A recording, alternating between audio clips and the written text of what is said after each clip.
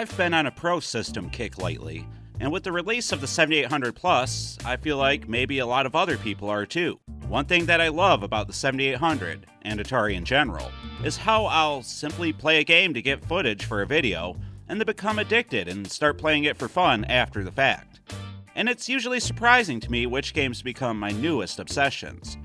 Armor Attack 2, a little-known homebrew for the 7800, became a game that I played a ton after my Ranking 78 Atari 7800 homebrew video. When I gathered video for Secret Quest, I ended up playing that game for hours after the fact, trying to complete the lengthy 2600 adventure. And I plunged a ton of time into many Jaguar games for the same reasons, like Power Drive Rally and Atari carts. My point is, some of these games have a way to suck you in and get you motivated to either finish them, or to become something of a gamer. And my most recent obsession has become Choplifter for the 7800. Even though I've owned the game since I was growing up, I never thought much about it, honestly. It was difficult, bordering frustrating to me as a kid, and as an adult, I seem to have found a new appreciation for it. So let's see if Choplifter is a game that the wider community might enjoy, or if you can safely pass it over in favor of shining gems for the 7800 library.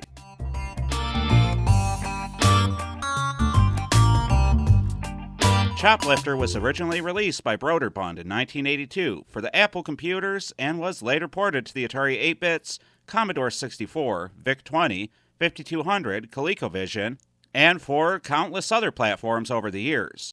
In 1985, Sega would expand upon the game for an arcade and Master System release, really adding more depth and longevity to the base created years prior. And many people think of this version when they think about Choplifter. But the 7800 is not a port of this arcade version, but rather a port of the Apple II original. This will no doubt be disappointing for some, but remember, the original is not a bad game for its time. The biggest question is, as with most of these games in the modern era, did it age well, and is it worth sinking time into? Well, maybe. Let's start with the graphics and sound before we dig deep into the gameplay. You play as a sortie, a rescue helicopter with limited front-facing firepower, and some pretty zippy pick-up-and-go abilities. That is to say that the chopper can maneuver and fly pretty well, especially when compared to your enemies. The chopper sprite is nice, large, and well animated. Both the top blade and the back propeller blade spin convincingly, and they look pretty cool on the 7800. The white and red design of the helicopter is also nice, and overall I really like the quality of the design. It also animates pretty well. The nose even lifts and dips as you fly and gain speed, which is a nice, convincing touch for the time.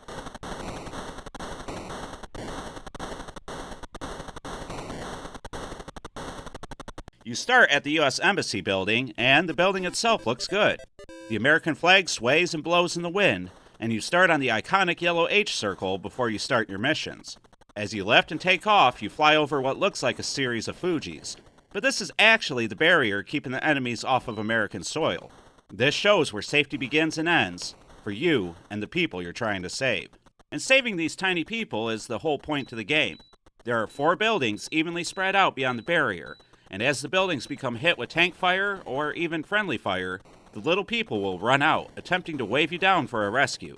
You have 16 people per building for a total of 64, and your goal is to rescue all of them with minimal casualties. And you'll also need to do this before you lose all 3 of your sorties. The people, the buildings, the enemy tanks, bombers, and... What the heck is that thing? According to the manual, it's a drone air mine? Huh, interesting. Anyway, the people, the buildings, the enemy crafts, and backgrounds all look good in my opinion. Most of the aircrafts and vehicles are large and easy to see and identify, which I like. The background even moves as you pilot your chopper, and you'll see some background clouds moving faster than others. It all looks nice, but the sound, as often is the case with the 7800, well, it's not great.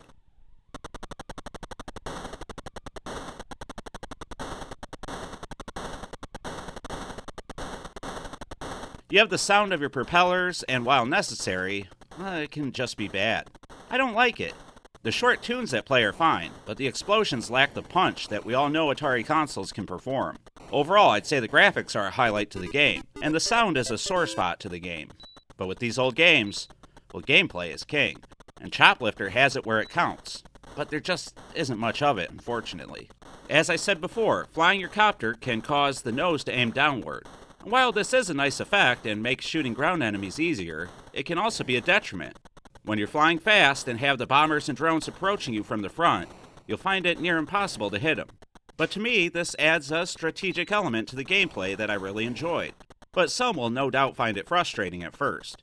Do you fly quickly to get to the people and save them, or do you slow down, take your time, and make sure you arrive safely, even if it's at the cost of a few civilian lives? The game demands that you slow down and take your time, at least a little bit, but flying fast is so much fun that some people will find it counterintuitive, no doubt. And again, it can be anger-inducing to be sitting and collecting a large number of passengers just to have a bomber come and blow you up. But it's all part of the game, and you need to be ready to move at a moment's notice.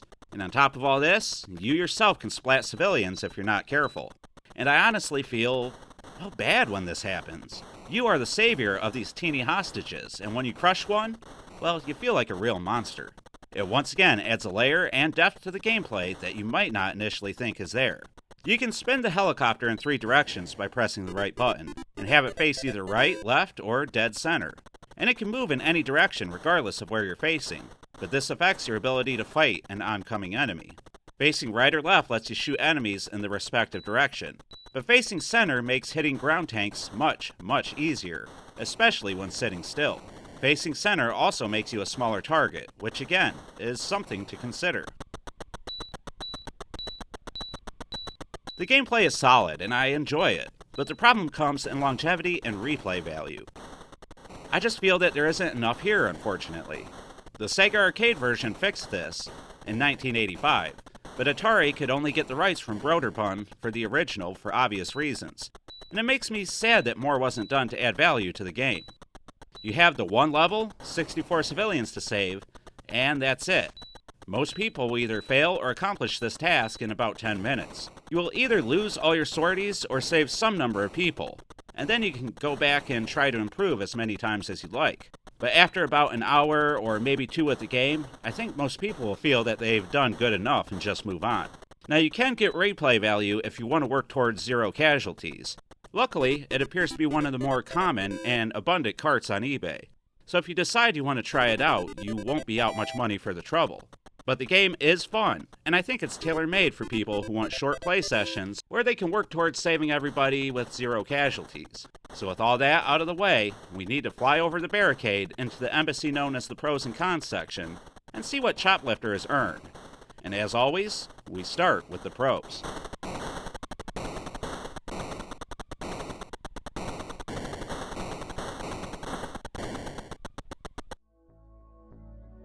Choplifter looks good, with nice scrolling backgrounds and cool details all around.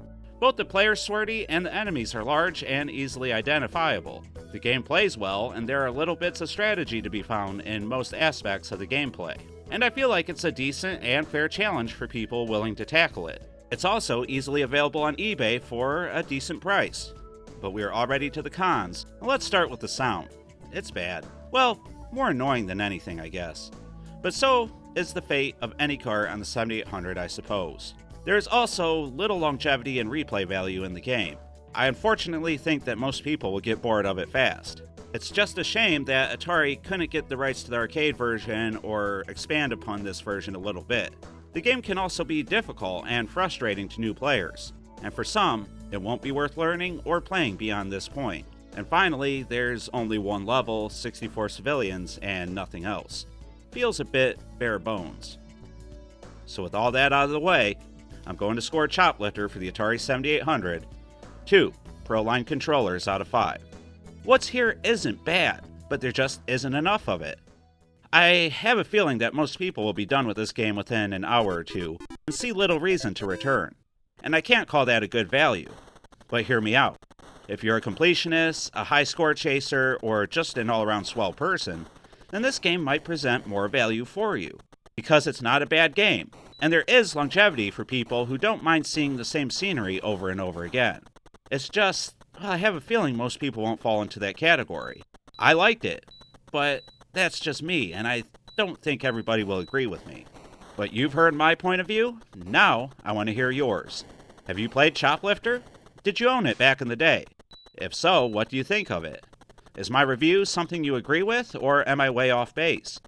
Let me know the answers to all this and more in the comments down below. And please, leave a like if you enjoyed the video, and subscribe if you haven't yet. We cover all things Atari here on the channel. Also, check out the Discord, my social media, and our Patreon. These following classy Atarians support us there and via YouTube memberships, where you get early access to content and videos. I couldn't do this without their support and all of their help, and I can't thank them enough. But with all that said, it's time to wrap up this review here on the channel. I've been the 7800 Pro Gamer, a helicopter pilot who's crushed 6 people while trying to save them, in the foreign country known as the Atari Network, and I'd like to thank you all for watching. And please remember to stay classy, Atarians.